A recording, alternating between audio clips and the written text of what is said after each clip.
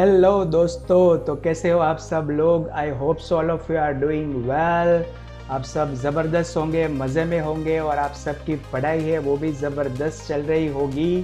Right, welcome back to the channel. मेरा नाम है संकेत सर और मैं हूँ आपका कॉमर्स का मेंटर।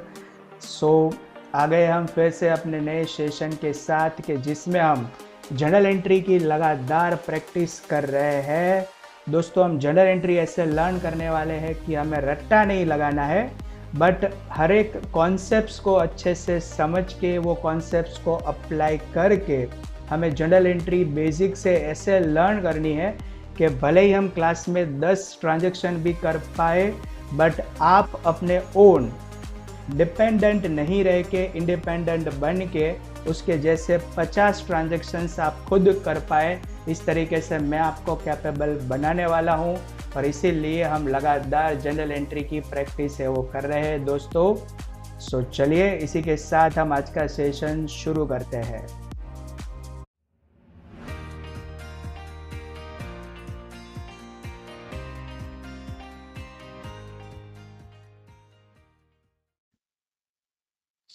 हेलो दोस्तों, तो देखिए क्वेश्चन आ गया है आपके स्क्रीन पर और ये क्वेश्चंस को हम सबसे पहले अच्छे से रीड करेंगे। हर एक ट्रांजैक्शंस को हम अच्छे से समझेंगे और उसके बाद ही हम उसकी सही से जर्नल एंट्री करेंगे। दोस्तों, ये बहुत ही ज़रूरी है क्योंकि कभी कभार हम ट्रांजैक्शंस को रीड तो कर लेते हैं बट उसको अच्छे से समझते नहीं है और गलत समझ की वजह से यानी कि मिसअंडरस्टैंडिंग की वजह से हम उसकी एंट्री भी गलत करते हैं, है ना। तो सबसे पहला स्टेप होता है क्वेश्चन को अच्छे से समझना, उसको अच्छे से ट्रांसलेट करना ताकि आप उसकी अच्छे से जर्नल एंट्री वो कर पाओ। तो चलिए दोस्तों, इसी के साथ हम शुरू करते हैं। क्वेश्चन में हमें दिया है write the journal entries for the following transactions in the books of Ashish.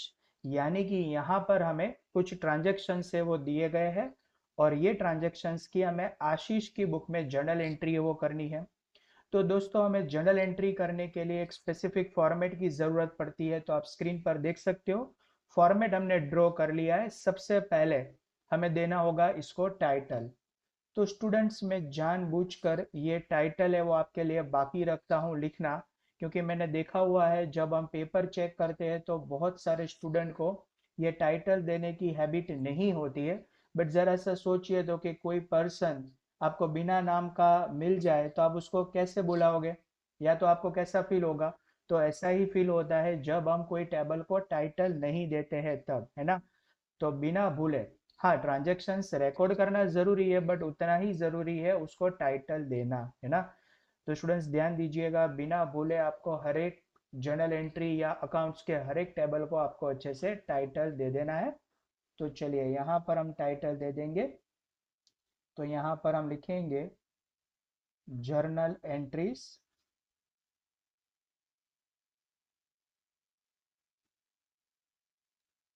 In the book of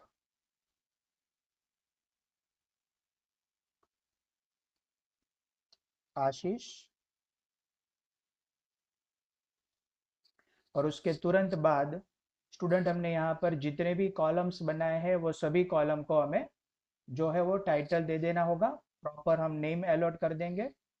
तो सबसे पहला जो कॉलम है उसमें हम यूजुअली लिखते हैं डेट। सेकंड कॉलम होगा फॉर पर्टिकुलर्स। थर्ड कॉलम में हम नाम देंगे ledger folio number. Fourth would be for debit amount in rupees and fifth column credit amount in rupees. तो आई होप सो दोस्तों कि आप सब ने भी इसी तरीके से अपना जो टेबल है वो रेडी कर लिया है। अब आपको जो भी स्टेशनरी आइटम्स चाहिए, पेंसिल, इरेजर, कैलकुलेटर खास, और इसके लिए सब रेडी कर लीजिए। और आपको मेरे साथ ही ये जो क्वेश्चन है उसको आपको अपनी नोटबुक में भी रिकॉर्ड करना है ना। क्योंकि अकाउंट्स में सिर्फ सुनने से या तो देखने से प्रैक्टिस नहीं होती है। जितना ज़रूरी है ट्रांजेक्शन को समझना, उतना ही ज़रूरी है उसको रिकॉर्ड करना आपकी बुक में, यानी कि उसकी प्रैक्टिस करना, है ना। तो चलिए दोस्तों, हम इसी के साथ शुरू करते हैं। तो सबसे पहला जो ट्रांजैक्शन है उसके लिए हम 2018 मार्च 1 सबसे पहले डेट जो है उसको हम मेंशन कर देंगे। तो डेट के कॉलम में हमें सबसे पहले एक बार जो ईयर है वो लिख देना है 2018, और फिर हम ईयर डेट लिख देंगे मार्च 1। चलिए अब हम ट्रांजेक्शन को समझते हैं। Personal old furniture of ₹15,000 is sold for 12,000, out of which 10,000 invested in the business. तो देखिए स्टूडेंट, ट्रांजेक्शन बहुत ही यूनिक और इंटरेस्टिंग है। लिखा क्या है कि ओनर ने अपना जो पर्सनल ओल्ड फर्नीचर था, यानी कि ऐसा फर्नीचर जो अपने पर्सनल यूज के लिए वो यूज करता था, वो 15,000 का था, उसने उसको 12,000 में सेल कर दिया, और वो 12,000 में से 10,000 रुपीज उसने अपने बिजनेस में इन्वेस्ट किए। तो यहाँ पर बहुत ज्यादा कंफ्यूजन ये हो रहा है कि अमाउंट हम 15,000 लेंगे, 12,000 लेंगे, कि 10,000 लेंगे, या तीनों अमाउंट लेंगे। तो देखिए स्टूडेंट, इसको आप ध्यान से समझिएगा। तो सबसे पहले तो जो फर्नीचर उसने सेल किया है वो फर्नीचर बिजनेस का फर्नीचर नहीं है, वो उसका पर्सनल फर्नीचर है ना। अब पर्सनल फर्नीचर की वैल्यू कितनी भी हो और कितने में उसको सेल किया है, उससे बिजनेस को कोई फर्क पड़ता नहीं है। बिजनेस को वो बिल्कुल भी अफेक्ट नहीं करेगा, है ना। बिजनेस को अफेक्ट उसी से ही पड़ेगा कि कितने रुपीस बिजनेस में आए, यानी कि कितने रुपीस बिजनेस में इन्वेस्ट हुए, राइट। तो 10,000 रुपीज से वो बिजनेस में इन्वेस्ट हुए हैं, और ये अमाउंट बिजनेस का ओनर बिजनेस में लाया है, यानी कि owner is a giver of benefit. तो जब भी owner is a giver of benefit हो स्टूडेंट, उसके लिए हम वर्ड यूज करते हैं कैपिटल। तो गिवर ऑफ बेनिफिट है, पर्सनल अकाउंट के रूल के मुताबिक हम कैपिटल को क्रेडिट करेंगे। नंबर 1 एस्पेक्ट ये हो जाएगी, और नंबर 2 एस्पेक्ट होगी कैश। एज पर the rule of real account, cash comes into the business, इसीलिए हम कैश को डेबिट करेंगे। तो चलिए स्टूडेंट्स, हमारी जनरल एंट्री है वो बन गई है। अब हम इसको रिकॉर्ड कर लेते हैं। तो यहाँ पर हम लिखने वाले हैं सबसे पहले कैश अकाउंट डेबिट, और ध्यान से देखिएगा स्टूडेंट, हम अमाउंट लेने वाले हैं सिर्फ 10,000 जो बिजनेस में इन्वेस्ट हुए हैं। तो यहाँ पर हम लिखेंगे 10,000 रुपीज, एंड क्रेडिट करेंगे हम टू कैपिटल अकाउंट। नरेशन लिख देंगे being rupees 10,000 invested by owner. तो ये हो गया दोस्तों हमारा फर्स्ट ट्रांजैक्शन। और जैसे ही हम ट्रांजैक्शंस की एंट्री कंप्लीट करते हैं, मेक श्योर दैट हमें जो पर्टिकुलर वाला कॉलम है उसमें हॉरिजॉन्टल लाइन है वो ड्रॉ कर लेनी है। इसका ऑब्जेक्टिव ये है, for making the two transaction separate from each other. इससे होता क्या है स्टूडेंट्स, कि दोनों ट्रांजेक्शन एक दूसरे से सेपरेट हो जाते हैं, राइट। चलिए अब हम आगे बढ़ते हैं जल्दी से। नेक्स्ट ट्रांजेक्शन हुआ था डायरेक्टली मार्च 5 को। तो सबसे पहले हम डेट के कॉलम में लिख देंगे मार्च 5। अब हम इसको रिकॉर्ड, अब ये ट्रांजेक्शन को हम समझ लेते हैं। Received ₹2,000 for income tax refund. देखिए फिर से हमारे पास एक इंटरेस्टिंग ट्रांजेक्शन है। तो यहाँ पर स्टूडेंट मैं आपको बताना चाहूंगा कि बहुत सारे स्टूडेंट ये इनकम टैक्स रिफंड वाला जो वर्ड देखते हैं ना, तो वो इसको समझ लेते हैं एक्सपेंस, राइट। क्योंकि यूजुअली टैक्स को हम एक्सपेंस के पॉइंट ऑफ व्यू से देखते हैं, और वो एक्सपेंस का अकाउंट डेबिट कर देते हैं। बट स्टूडेंट्स ये बिल्कुल ही गलत है। देखिए सबसे पहले तो आप ये समझ लीजिए कि इनकम टैक्स जो होता है ना, इनकम टैक्स वो बिजनेस के ओनर का पर्सनल एक्सपेंस होता है। कैसा एक्सपेंस है? पर्सनल। तो जब भी पर्सनल एक्सपेंस हम बिजनेस में से पेड करें, तो इसके लिए हम वर्ड यूज करते हैं ड्राइंग, राइट। बट यहाँ पर ये इनकम टैक्स हमने पेड नहीं किया है, राइट। इनकम टैक्स क्या हुआ है? इनकम टैक्स रिफंड हुआ है। क्या हुआ है स्टूडेंट्स? रिफंड। ये जो रिफंड है ना, वो इज एग्जैक्टली पेड का अपोजिट है। क्या है? पेड का अपोजिट है इनकम टैक्स रिफंड। तो हम ड्राइंग का अपोजिट वर्ड ले लेंगे जिसका नाम है कैपिटल, राइट। क्योंकि ये पैसे है वो ओनर के पॉइंट ऑफ व्यू से बिजनेस में आए हैं, इसीलिए हम कैपिटल अकाउंट को क्रेडिट करेंगे because owner is a giver of benefit. Fine. और cash comes into the business, इसीलिए सिंपली हम कैश को डेबिट करने वाले हैं। तो चलिए इसको हम रिकॉर्ड कर लेते हैं। यहाँ पर हम इसकी एंट्री करेंगे। Cash account will be debited worth rupees. Amount कितनी थी दोस्तों? 5000। No, it was a 2000। तो चलिए यहाँ पर हम इसको कर देते हैं 2000 एंड क्रेडिट करेंगे हम कैपिटल अकाउंट को। तो यहाँ पर हम लिखेंगे to capital account worth rupees 2000। Narration में लिख देंगे being received rupees 2000 by income tax refund.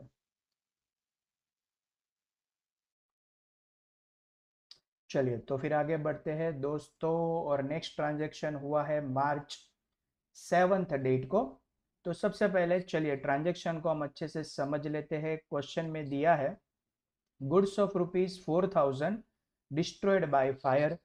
तो सबसे पहले तो बिजनेस में 4000 के गुड्स है वो फायर से डिस्ट्रॉय हो गए, है ना, आग लग गई और goods destroy. Insurance company admitted a claim of rupees 3000। तो यहाँ पर क्या हुआ है दोस्तों कि जो बिजनेस का ओनर था ना आशीष, उसने फायर के लिए इंश्योरेंस लेकर रखा था। और इंश्योरेंस कंपनी क्या होती है पता है दोस्तों? कि वो ऑलवेज आपको पूरा क्लेम नहीं देगी। यानी कि 4000 का गुड्स जो आपको डिस्ट्रॉय हुआ है ना, तो आपको 4000 रुपये पूरे नहीं देगी, उससे थोड़े से कम रुपीस आपको देगी, और वो भी फ्यूचर में। इसीलिए यहाँ पर वर्ड यूज हुआ है क्लेम। यानी कि इंश्योरेंस कंपनी ने 3000 रुपए का क्लेम है वो एडमिट किया। यानी कि इंश्योरेंस कंपनी आपको फ्यूचर में 3000 रुपीज है वो देने वाली है। और जो गुड्स बर्न्ट हो गए थे वो आपने सेल कर दिए, जिससे आपको पूरे 400 रुपए मिले दोस्तों। जो 4000 के गुड्स थे वो बर्न्ट हो गए थे और आपने उसको सेल कर दिया, तो आपको मिले हैं 400 रुपए, राइट। तो इस तरीके का पूरा ट्रांजेक्शन हमारे पास है। अब चलिए सबसे पहले हम इसमें है ना वन बाय वन सारी एस्पेक्ट को आइडेंटिफाई कर लेते हैं, ठीक है। स्टेप बाय स्टेप पूरे ट्रांजेक्शन को हम सॉल्व करेंगे। तो सबसे पहले नंबर पर दोस्तों आप लोगों को पता है कि जब भी बिजनेस में से गुड्स गोज आउट हो जाता है अदर देन सेल्स, तो हम परचेज अकाउंट को क्रेडिट करते हैं। तो नंबर वन एस्पेक्ट स्टूडेंट हम यहाँ पर लेंगे परचेस। क्योंकि दोस्तों देखिए इसमें ना थोड़ी ज्यादा एस्पेक्ट होने वाली है, तो मैं इसको अलग से यहाँ पर लिख रहा हूँ, आपको समझ में आ जाए, फिर हम इसको जर्नल एंट्री में ले लेंगे, है ना। तो सबसे पहले एस्पेक्ट होगी परचेस, और गुड्स गोज आउट है तो as per rule of real account हम उसको क्रेडिट करेंगे। कितने रुपीस का सर? 4000 का। चलिए आगे बढ़ते हैं। नंबर टू एस्पेक्ट में क्या होगा पता है दोस्तों? कि देखिए इंश्योरेंस कंपनी है ना, वो होगी आपके लिए रिसीवर ऑफ बेनिफिट, राइट। तो इसको हम करेंगे डेबिट। तो यहां पर हम लेंगे इंश्योरेंस कंपनी अकाउंट डेबिट, और कितना क्लेम एक्सेप्ट किया? 3000 रुपीज का। ओके। अब बहुत सारे स्टूडेंट के दिमाग में ये क्वेश्चन आया होगा कि सर इंश्योरेंस कंपनी कैसे रिसीवर ऑफ बेनिफिट हुई? तो देखिए अभी तक हमने इंश्योरेंस कंपनी को जो इंश्योरेंस कंपनी से जो इंश्योरेंस लिया है ना, उसका हमने अभी तक उसको प्रीमियम पे किया होगा, है ना। और अब बारी आई है उसको क्लेम एडमिट करने की। तो प्रीमियम हमने पे किया तो वो रिसीवर ऑफ बेनिफिट हो गई, तो उसको हमने डेबिट कर दिया। तीसरे नंबर पर स्टूडेंट आपने जो गुड्स डिस्ट्रॉय हो गए थे और उसको सेल कर दिया, तो उसको आपको रिसीव होगा कैश। कितने रुपीस? तो वो हो गए 400। अब देखिए दोस्तों ध्यान से समझिएगा, हमें कुछ कैलकुलेशन करना होगा, राइट। हमें कैलकुलेट करना है कि हमें लॉस कितना हुआ। क्योंकि देखिए 4000 के गुड्स है वो चले गए थे। अब इंश्योरेंस कंपनी आपको देने वाली है 3000, तो बचे मेरे पास लॉस के 1000, राइट। उसमें भी 400 रुपये आपको गुड्स से मिल जाएंगे। तो आपका लॉस हो गया सिर्फ और सिर्फ 1000।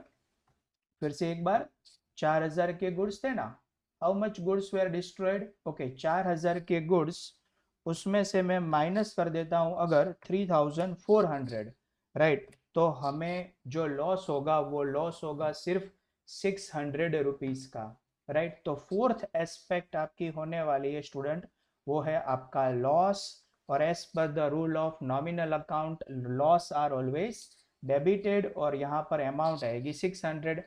तो देखिए दोस्तों क्या होगा कि टोटल 4000 रुपीज आप मिलाकर डेबिट करेंगे और टोटल 4000 रुपीज आप क्रेडिट करेंगे, तो ये बन गई हमारी जर्नल एंट्री। तो चलिए विदाउट डिले हम इसको रिकॉर्ड कर लेते हैं। डेट है March 7। सबसे पहले यहाँ पर हम डेबिट करेंगे इंश्योरेंस कंपनी को, तो यहाँ पर मैं लिखने वाला हूँ insurance company account debit. Insurance company का नाम हमें नहीं दिया है, वरना हम नाम ही लिख देते यहाँ पर, जो है 3000। देन हम लिखेंगे लॉस, तो हम लिखने वाले हैं loss due to fire, account भी डेबिट हो जाएगा। और दोस्तों हमें लॉस हुआ था 600 रुपये का। फिर जो गुड्स को हम सेल कर देंगे उससे हमें रियलाइज हुए हैं 400, तो कैश अकाउंट हमने डेबिट कर दिया है 400 से। और फिर हम लिखेंगे to purchase account, total 4000 rupees, goods goes out. I hope so दोस्तों इंटरेस्टिंग ट्रांजेक्शन था और थोड़ा सा इम्पोर्टेंट भी था, और आप लोगों को अच्छे से समझ में आ गया होगा। चलिए अब हम लिख देते हैं इसका नरेशन। तो सबसे पहले लिखेंगे Bing goods of rupees 4000 destroyed by fire, comma insurance company admitted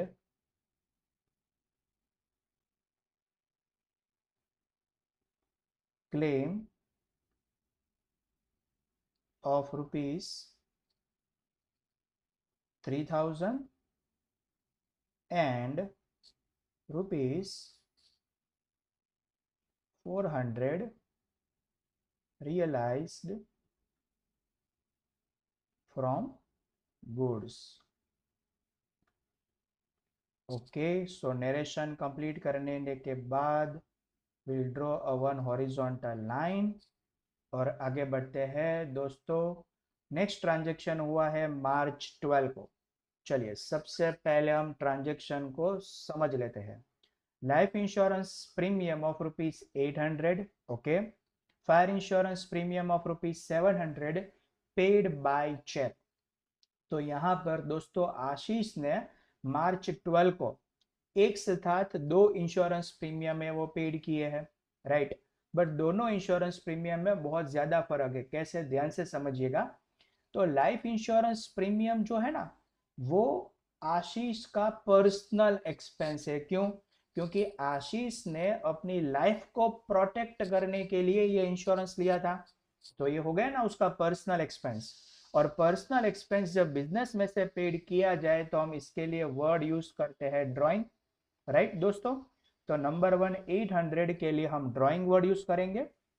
और जो दूसरा फायर इंश्योरेंस है वो तो बिजनेस का एक्सपेंस हो जाएगा, क्योंकि फायर होता है बिजनेस में और उससे प्रोटेक्शन के लिए हमने फायर इंश्योरेंस लिया था, और उसका प्रीमियम 700 रुपीज हम बिजनेस में से पेड करेंगे, तो वो बिजनेस का एक्सपेंस होगा। एज पर the rule of nominal account हम एक्सपेंस को डेबिट करेंगे, तो 700 रुपीज भी डेबिट होंगे, नाम देंगे फायर इंश्योरेंस प्रीमियम। और ध्यान से देखिएगा दोस्तों, ये दोनों का जो पेमेंट है ना, वो आशीष ने चेक से किया है। So whenever you make a payment by cheque, your bank is a giver of benefit, क्योंकि आपकी बैंक है वो आपके बिहाफ में पेमेंट करेगी, है ना। तो बैंक है वो गिवर ऑफ बेनिफिट होगी, और एज पर the rule of personal account हम बैंक को क्रेडिट करेंगे। चलिए दोस्तों हम रिकॉर्ड करते हैं 12 के ट्रांजेक्शन को। सो यहाँ पर डेट के कॉलम में लिख देंगे हम मार्च 12। सबसे पहले हम लिखेंगे drawing account debit, then fire insurance premium account debit, and both the amount are paid by cheque. So यहाँ पर हम लिख देंगे टू बैंक अकाउंट। चलिए अब हम इसकी अमाउंट देख लेते हैं। तो 800 एंड 700, तो ड्राइंग के सामने हम लिख देंगे 800, फायर इंश्योरेंस प्रीमियम 700, और दोनों का टोटल आएगा 1500 रुपीज।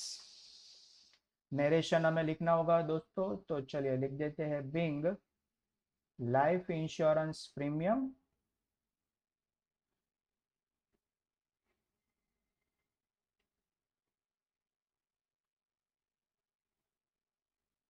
एंड ओके, इसकी अमाउंट भी हम साथ ही में लिख देते हैं। Life insurance premium of rupees 800 and fire insurance premium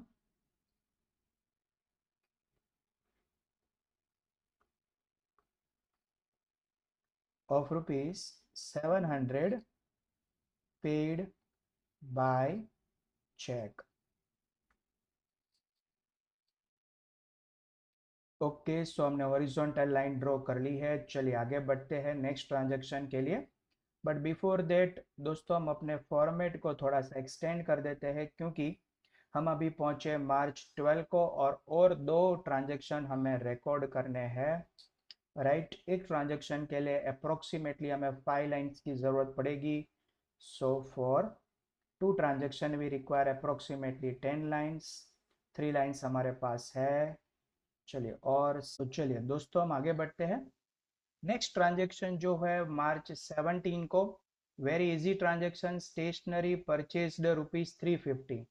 तो देखिए दोस्तों, हमें ट्रांजैक्शन में दिया है कि ओनर ने अपने बिजनेस के लिए स्टेशनरी है वो 350 रुपीज़ की परचेज की है। अब देखिए यहाँ पर जो स्टूडेंट मिस्टेक करते हैं वो मैं आपको बताना चाहूँगा कि यूजुअली हम परचेज वर्ड दिखते हैं ना, तो हम लिख देते हैं परचेज अकाउंट को डेबिट।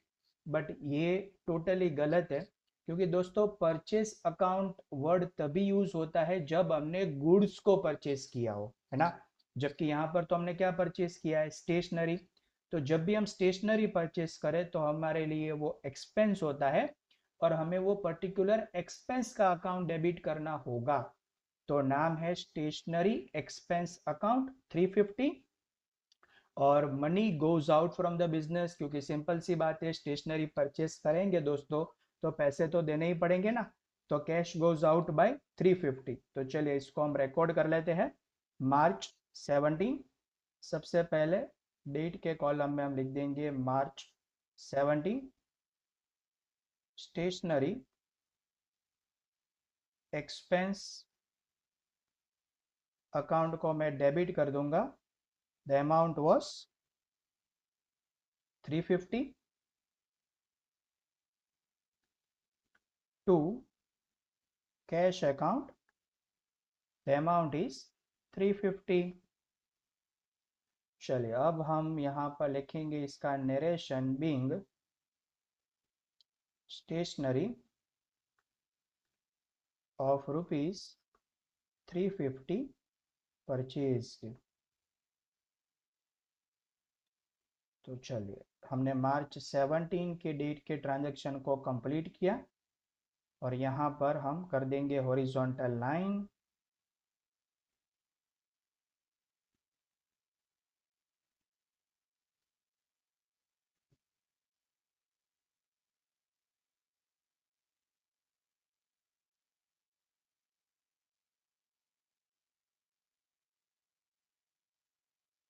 चलिए आगे बढ़ते हैं दोस्तों। तो नेक्स्ट ट्रांजैक्शन हुआ था मार्च 20 को। ट्रांजैक्शन इज बैड डेप्ट of ₹2200 was earlier written off, out of which 1000 is received। तो दोस्तों हमें ट्रांजैक्शन बहुत ही इंटरेस्टिंग दिया है। और हमें इसको ध्यान से समझना है। देखिए इसमें क्या लिखा है कि 2200 रुपये का बैड डेप्ट है ना, वो पहले हुआ था।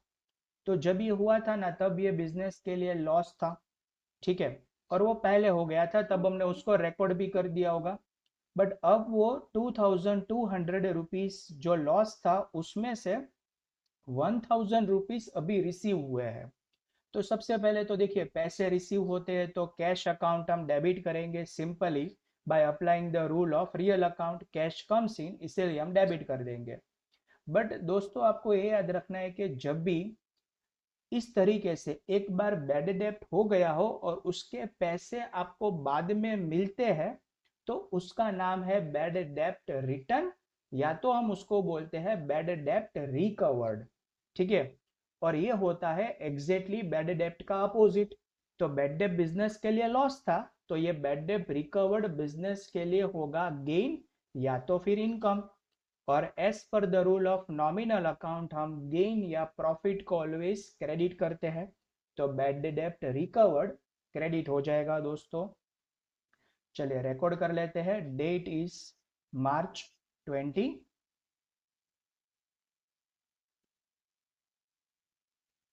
यहां पर हम लिखेंगे सबसे पहले cash account debit ₹1000 to bad डेप्ट रिकवर्ड अकाउंट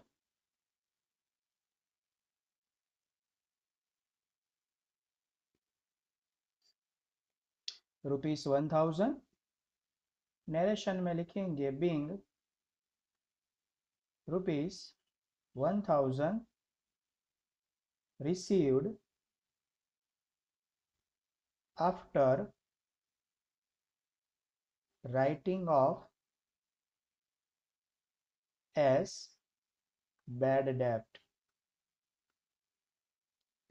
और इसी के साथ हमने यहाँ पर इसकी एंट्री कंप्लीट की। तो हम पर्टिकुलर के कॉलम में ड्रॉ कर लेंगे वन हॉरिजॉन्टल लाइन। और दोस्तों इसी के साथ हमारे सारे ट्रांजेक्शन्स राइट फ्रॉम March 1 से लेकर 20 तक सारे ट्रांजेक्शन्स हमने यहाँ पर कंप्लीट कर लिए हैं, रिकॉर्डिंग कंप्लीट कर लिया है। और सबसे लास्ट में दोस्तों आपको पता होना चाहिए कि हमें जर्नल एंट्री जो होती है उसका डेबिट और क्रेडिट दोनों साइड का हमें करना होता है टोटल। तो सबसे पहले यहाँ पर हम लाइंस कुछ ड्रॉ कर लेंगे फॉर्मेट कंप्लीट करने के लिए। फिर हम लिख देंगे यहाँ पर पर्टिकुलर के कॉलम में हम लिख देंगे total.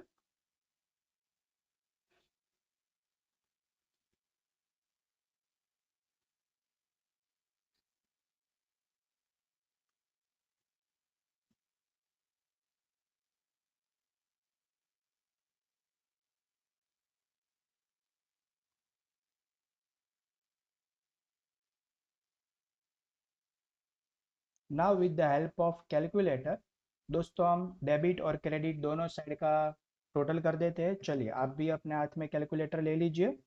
So 10,000 plus 2,000 plus 4,000 plus 1,500 plus 350 and plus 1,000। तो दोस्तों हमारा टोटल आ रहा है 18,850। और यू नो दैट कि हमने पहले से डेबिट और क्रेडिट दोनों को इक्वली किया है, तो हमारा टोटल भी दोनों साइड इक्वल ही आना चाहिए। तो दोस्तों ये था हमारा जर्नल एंट्री का एक यूनिक क्वेश्चन कि जिसमें हमारे पास बहुत ही इंटरेस्टिंग ट्रांजेक्शन्स थे और सारे के सारे ट्रांजेक्शन्स को हमने बहुत ही अच्छे से सबसे पहले तो समझा, उसका कॉन्सेप्ट अप्लाई किए और कॉन्सेप्ट अप्लाई करने के बाद सारे ट्रांजेक्शन की हमने कर दी जर्नल एंट्री। तो देखिए इस तरीके से दोस्तों जब आप जर्नल एंट्री के कॉन्सेप्ट समझने के बाद रूल अप्लाई करने के बाद जब आप जर्नल एंट्री करते हो ना, तो फायदा ये होता है कि भले यहाँ पर हम समझते हैं सिर्फ 4 या 5 ट्रांजेक्शन को, बट इसके जैसे कई और ट्रांजेक्शन आप अपने आप खुद कर सकते हो। तो मैं आपको इसी के लिए कैपेबल बना रहा हूँ और इसीलिए हम जर्नल एंट्री की लगातार प्रैक्टिस कर रहे हैं। क्योंकि दोस्तों इसके आगे के जो सारे स्टेप्स है ना, जैसे लेजर पोस्टिंग है या तो ट्रायल बैलेंस है या तो 12th के आप कोई भी कॉन्सेप्ट ले लो, ट्रांजेक्शन्स ले लो, बट सबसे पहले स्टेप में हमें उसकी जर्नल एंट्री है वो आनी चाहिए, कैसे करनी है वो हमें पता होना चाहिए, और वो भी डायरेक्ट वगअप करके नहीं, by applying a rule. So I hope so दोस्तों आज का सेशन आपके लिए इंटरेस्टिंग रहा होगा, और इसी तरीके से हम जर्नल एंट्री की लगातार प्रैक्टिस करने वाले हैं। वीडियो अच्छा लगा हो तो इसको लाइक कर दीजिएगा। Thank you guys, bye bye.